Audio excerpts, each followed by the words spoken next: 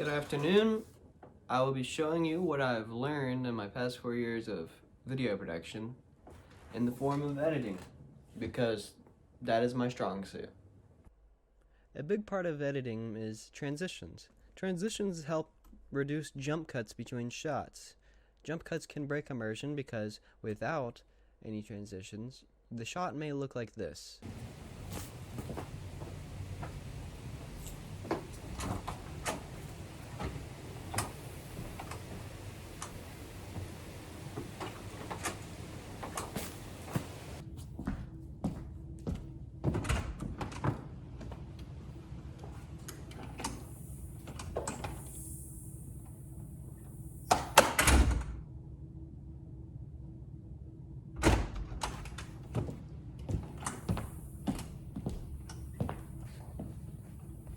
So what can you do to reduce the amount of jump cuts between shots? Well, you really need to have a very good understanding of the tools at hand. If you press C, you'll have a razor tool. The razor tool will split wherever your blue cursor is. Pressing V will equip the selection tool. The selection tool can be used to drag and drop or separate clips. I've separated this part of the video that is not useful, and let's take a look at it so that you can know what not to use.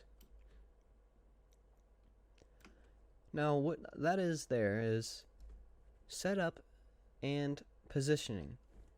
The actor in the video is setting up the camera and getting in position. The viewer should not see this in your video. Let's take a look at the beginning of our next part.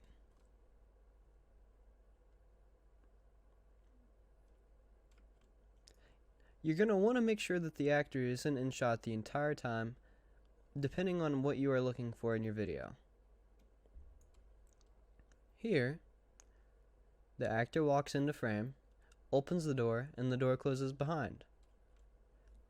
We want to know what's on the other side of the door and what they look like entering the room. So we're going to take apart this video by looking at where we will be cutting. Next part is going to be inside. So we're going to want to look at where the door closes, and we're probably going to want to transition right here. As the hand is leaving the door, you can see it is quite easy to press C there and cut the clip and select and press backspace to delete. You can revert whatever you've deleted by dragging on the end of your clip. This will add the time that you've just cut. So here we are going to be looking for when the hand leaves the door. This is the setup and placing of the camera. And here is where we are opening the door. It looks like the hand is leaving the door right at this part of the video. You can use the arrows on the bottom right of your keyboard in order to go back frame by frame, second by second. Here is where we're going to clip it. So, press C, get your razor tool out, cut it, press V, and press backspace on the part you selected that you do not want. Closing that space with backspace, we watch the clip back, and here's the finished product.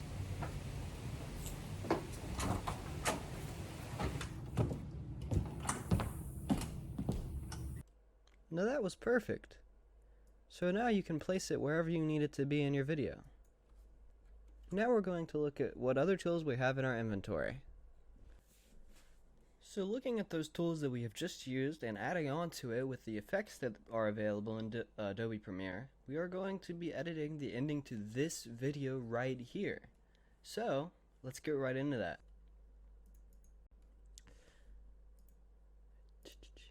The goal for the finale of this video will be to make myself look better at skating than I actually am. Just to show off the abilities that you have using Adobe Premiere to edit, I can do this. So using the selection tool, the razor tool, the typing tool, and the many effects that you have to your abilities, and the many effects that you have at hand, let's get started. To access your effects, look at the top of your screen. There should be a bar that has all your abilities at the top. Editing and audio and effects being the main ones. You can also use graphics that'll give you a blank screen that also has text on it, but I do not like to use those because you have the effects to make exactly what you envision. So, going to the effects tab, on the right side of the screen you have many folders ranging from audio effects to video effects and video transitions. I've used a lot of the audio transitions to fade music at the end of the video. This is a very useful technique that we may have to use at the end of this video. Without any lollygagging, let's go ahead and get to the actual video effects that we are going to be using. So I'm going to go ahead and cut the parts of the video out that I do not like. And you should do the same if you are editing alongside. So after going through with the razor tool and cutting parts of the video that you think are unnecessary, it should look a little something like this.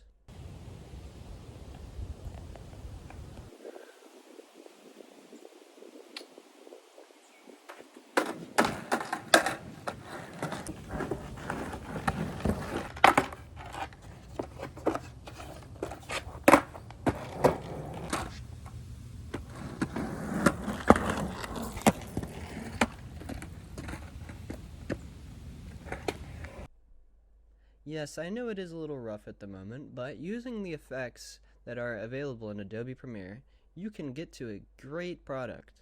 So, let's get into that. For the next section of the video, I'd like to add black bars around the eyes of the subject in the video to make it a little bit more dramatic. And to do this, I'm going to use the crop tool under the transform tab in the video effects. So you grab it with the selection tool and drag it on top of your footage. Then you can go to your effect controls, and you may have to scroll to get there, and you're going to look at the values. I want to make the bottom go up a little bit. So we're going to go to whatever point in the video we want to start from, and I want to start here where the eyes are at the highest point. And we're going to pull it up until we're about, I'd like to do 25% on the top and the bottom. So we're going to put 25 in for both the top and bottom.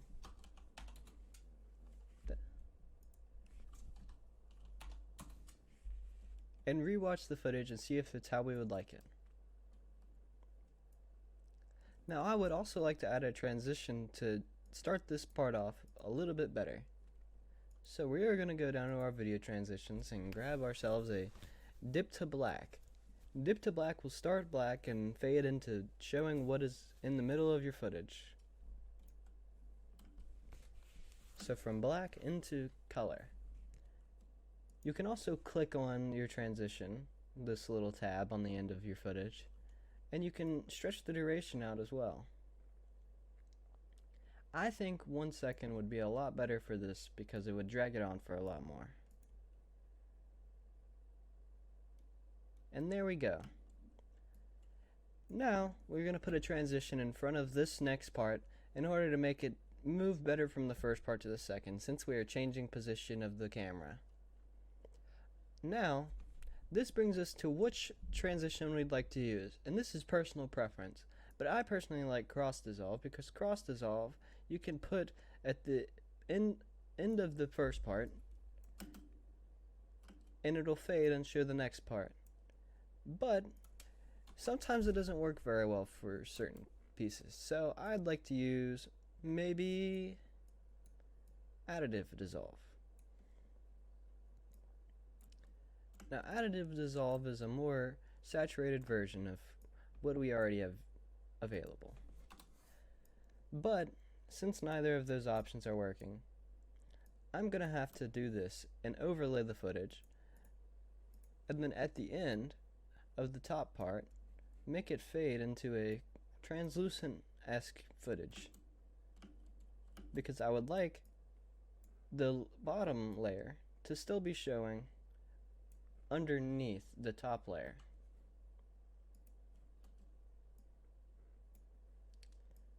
adding a little bit more time to the duration of that transition,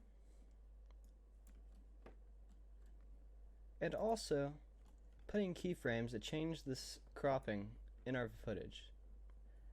And I'm going to go ahead and get that finished. Another tool available is the typing tool, and you can activate it by pressing T. Click on the screen and begin typing.